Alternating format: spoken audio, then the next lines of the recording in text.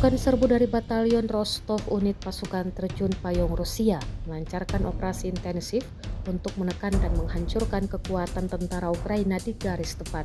Menurut laporan Medan, pasukan Rusia sempat memberikan kesempatan kepada tentara Ukraina untuk menyerah. Namun, tawaran tersebut ditolak.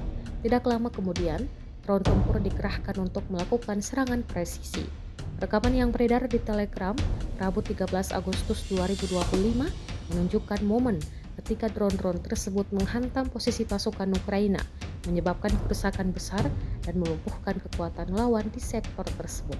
Operasi ini menegaskan penggunaan kombinasi taktik darat dan teknologi tempur modern, di mana pasukan terjun payung memanfaatkan dukungan drone untuk mempercepat penghancuran titik pertahanan lawan.